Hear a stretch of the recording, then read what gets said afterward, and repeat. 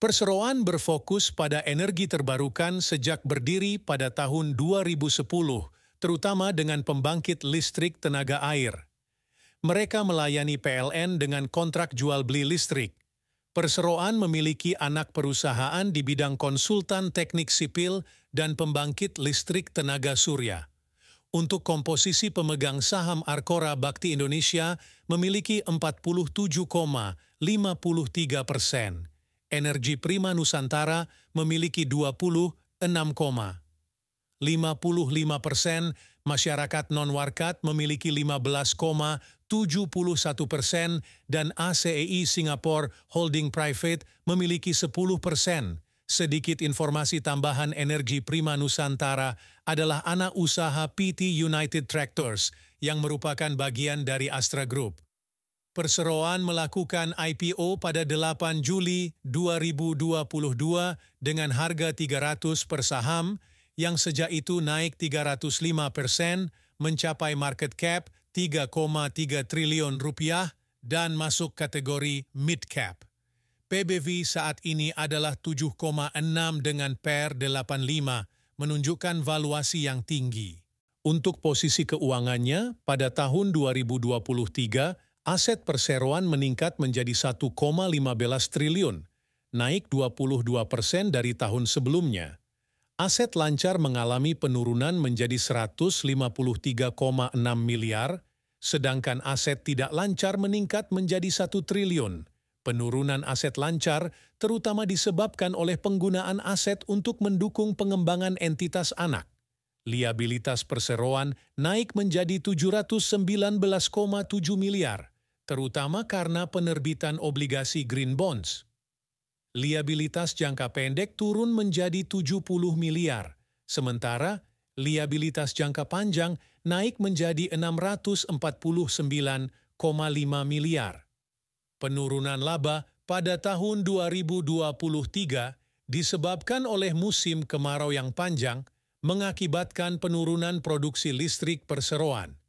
Ekuitas perseroan pada tahun 2023 naik menjadi 437 miliar, terutama karena pencadangan laba ditahan tahun sebelumnya. Rasio likuiditas perseroan meningkat dari 113% pada 2022 menjadi 218% pada akhir tahun 2023, menunjukkan kemampuan yang baik dalam memenuhi kewajiban jangka pendek. Rasio solvabilitas juga meningkat, dengan DER sebesar 1,64 kali dan DAR sebesar 0,62 kali pada tahun 2023, menunjukkan stabilitas dalam memenuhi kewajiban jangka panjang. Meskipun rasio likuiditas sedikit menurun, nilai di atas 100% menunjukkan kemampuan perseroan dalam melunasi kewajiban. Tingkat kolektabilitas piutang. Perseroan tetap terjaga dengan pengumpulan piutang dalam rentang 20 sampai 25 hari, sama seperti tahun sebelumnya. Untuk laporan laba ruginya pada tahun 2023, pendapatan perseroan turun 27,8% menjadi 178,7 miliar dibandingkan tahun 2022 akibat musim kering yang berkepanjangan mengakibatkan penurunan produksi listrik. Selain itu, terjadi penundaan konstruksi PLTA karena mundurnya waktu penandatanganan kontrak oleh PLN. Beban pokok pendapatan turun 13,2% menjadi 104,8 miliar karena faktor ini. Laba kotor turun 41,8% menjadi 74 miliar. Penurunan tersebut menyebabkan laba bersih perseroan turun 25,8% menjadi 39,1 miliar pada akhir tahun 2023. Untuk arus kas pada tahun 2023, arus kas dari aktivitas operasi turun 64% menjadi 14,7 miliar disebabkan oleh peningkatan efisiensi operasional perusahaan.